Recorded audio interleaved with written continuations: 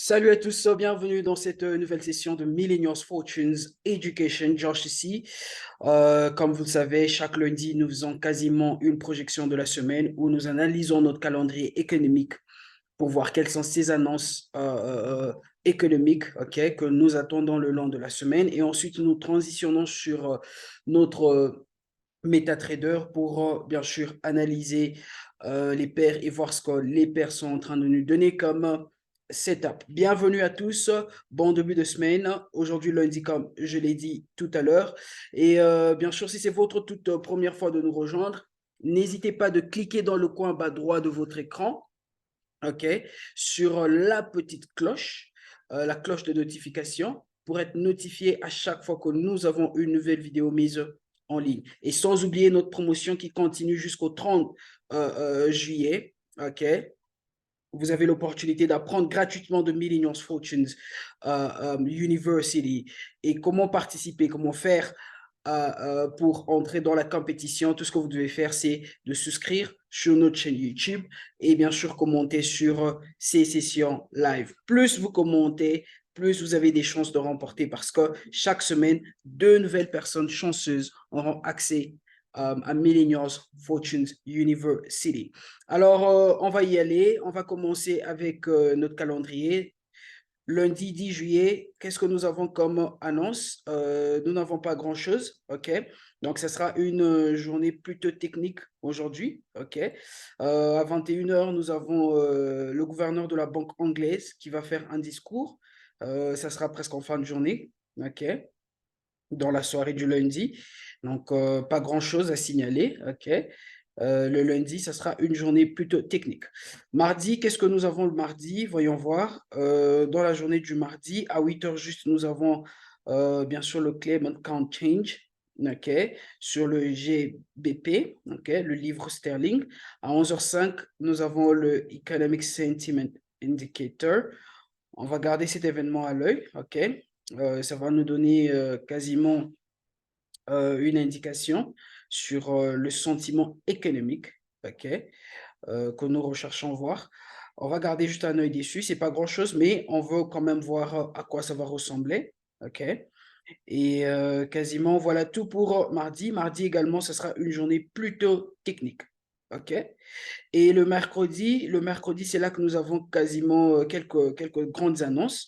Entre autres, à 4 heures juste, nous avons la Reserve Bank néo-zélandaise qui va annoncer son taux d'intérêt. OK? Et juste après, nous avons le gouverneur qui va faire un speech, le gouverneur de la Banque australienne qui va faire un discours également. Donc là, ça sera à 5 heures, à 5h04 minutes. OK? Donc, le dollar australien sera affecté. Donc, on va garder un œil dessus. OK? Là, c'est dans la journée du mercredi. Et juste après, à 14h30, nous avons le CPI, l'inflation. OK?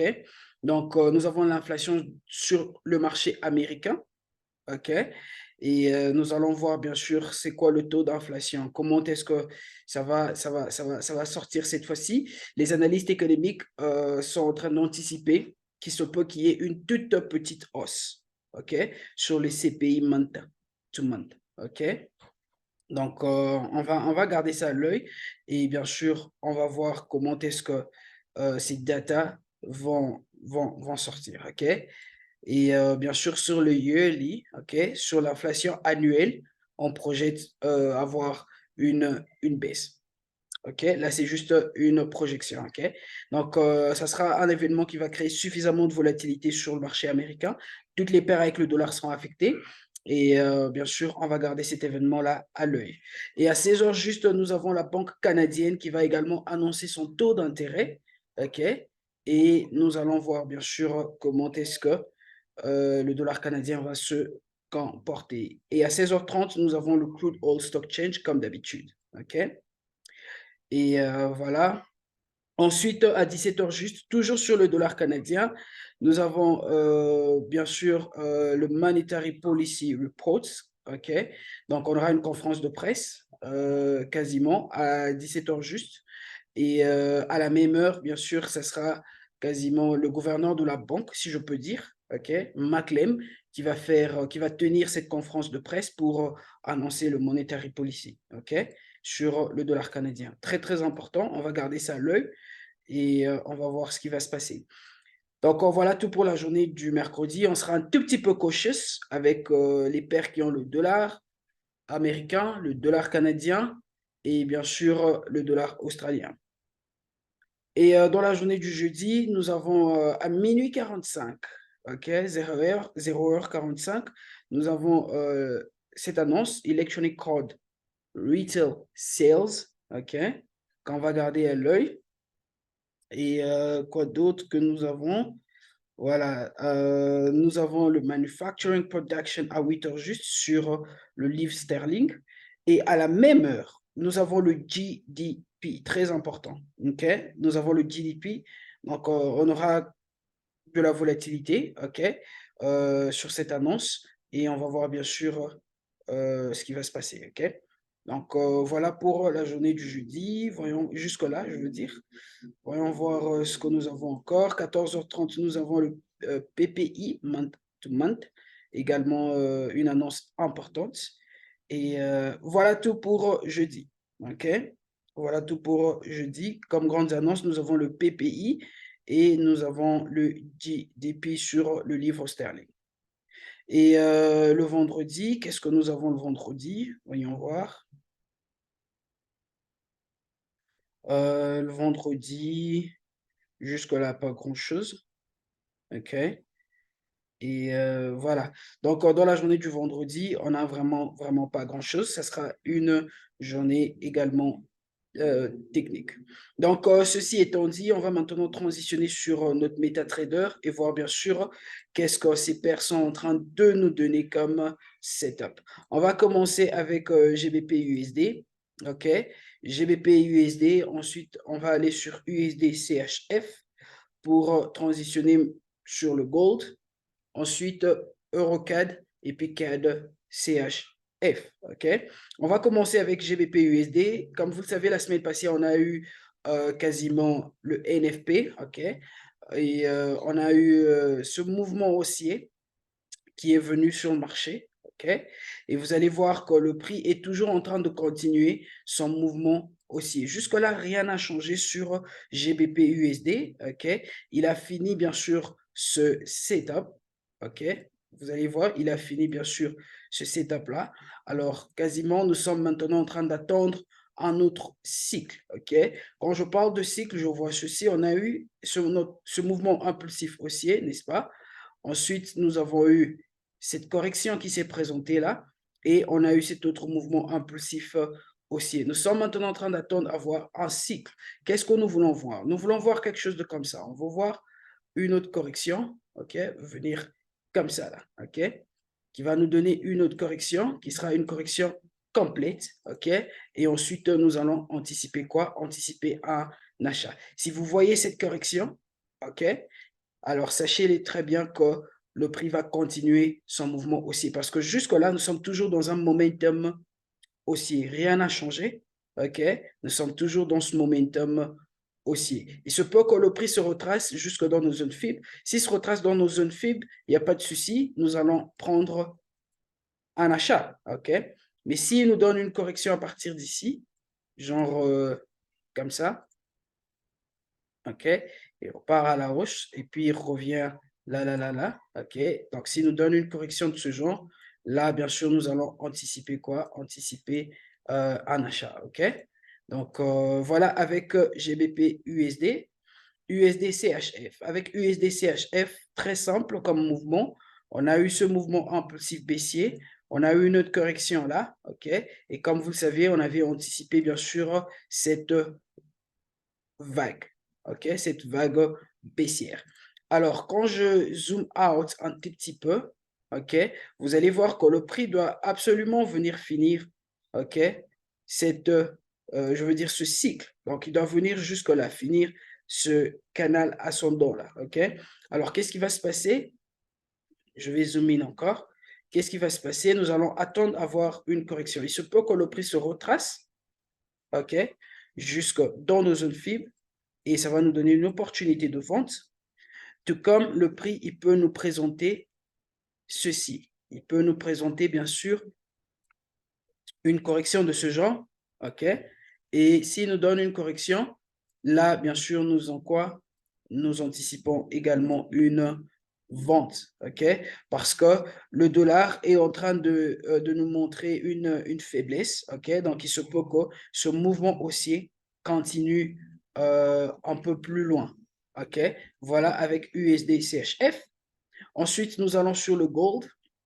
Alors, le gold, quand je vais sur le H4, OK, vous allez voir que nous sommes toujours dans ce canal descendant. OK? Vous voyez ce canal descendant là. Alors, il se peut que ceci soit un retracement de ce mouvement. Excusez-moi, pas un retracement, mais une correction de ce mouvement. OK? Vous voyez? Pour ensuite repartir à la baisse. OK? Donc là, c'est le gold. Alors, compte tenu de cette correction que nous sommes en train de voir, OK, qu'est-ce qui va se passer? Quand je vais sur le H1, vous allez voir que le prix a rejeté cette zone. Le prix a rejeté cette zone de support. Le prix est reparti à la hausse, OK? Et il nous faudra bien sûr que le prix nous donne un nouveau haut, OK? Comparé à ce haut-là. Alors, il y a plus de chances que le prix nous fasse ceci, que le prix nous donne cette correction, OK? Pour ensuite repartir à la hausse. OK? Vous voyez là? Pour repartir à la hausse. Donc, c'est tout ce que nous sommes en train d'attendre sur le gold. OK? Il se peut que le prix pousse un tout petit peu. Il peut pousser un tout petit peu pour revenir encore tester maintenant cette zone de support qui coïncide avec nos zones faibles et faire quoi ensuite? Repartir cette fois-là à la hausse. OK? Repartir à la hausse. Donc, voilà avec gold. OK? Nous sommes toujours en train de rechercher un achat. OK? Nous ne recherchons pas une vente pour l'instant. Pourquoi? Parce que le momentum, il est haussier. Le dollar est en train de manifester de la faiblesse. Donc, sur le gold, nous allons bien sûr rechercher un achat. OK? Ensuite, nous allons finir avec les deux dernières paires. Eurocad et CAD CHF. Eurocad, vous allez voir qu'on a discuté de Eurocad dans la journée du jeudi. OK? Très simple mouvement. On a eu notre mouvement impulsif baissier. Et qu'est-ce que nous avons là? Nous sommes maintenant en train d'avoir cette correction. On a eu cette correction complète. Le prix nous a donné le haut qu'on voulait voir. On a eu ce haut-là. Le prix nous a donné le haut qu'on voulait voir. OK? Alors, nous avons bien sûr cette correction complète et nous recherchons quoi? Nous recherchons une vente. OK? Donc, c'est tout ce que nous recherchons comme mouvement parce qu'on est encore dans ce momentum baissier. OK? Donc, on va placer notre trade probablement en dessous là. OK? Pour anticiper ce mouvement baissier. Et souvenez-vous que sur le CAD, le mercredi, nous avons le taux d'intérêt qui sera annoncé par la Banque canadienne. Donc, on sera un petit peu cautious avec EuroCAD. Non seulement EuroCAD, mais également CAD CHF que nous allons voir tout à l'heure. Donc, avec EuroCAD, on a déjà eu ce mouvement. On a déjà eu cette correction. Je suis sur le H4 et la correction nous a donné quasiment ces quelques confirmations. Mais nous attendons encore, parce que c'est un lundi et le marché est un tout petit peu slow, nous attendons encore voir ce que le prix va faire aux alentours de cette zone. Mais nous recherchons quoi? Une vente. Et en fin de compte, nous avons 4CHF. 4CHF, c'est quasiment un mouvement simple. OK? On a eu bien sûr notre mouvement impulsif haussier. On a eu notre première vague, notre seconde et notre troisième qui est allé se former là. Et qu'est-ce qui se passe? Nous anticipons quoi? Nous anticipons un achat. OK? Donc, probablement notre trade, il sera aux alentours de cette zone-là. OK? Pour que quand le mouvement sera en train de venir, il va déclencher notre trade, aller peut-être à la hausse, faire ceci et puis repartir encore une fois. OK? Donc, voilà, avec CAD CHF, nous recherchons un achat. Donc, voilà tout pour aujourd'hui. Que Dieu nous bénisse. Je nous donne rendez-vous demain à la même heure. N'oubliez pas de faire partie de notre promotion. Plus vous commentez, plus vous avez des chances de remporter un accès gratuit à Millennials Fortunes Universe City. OK? Donc, que Dieu nous bénisse. Rendez-vous demain et bon début de semaine à tous.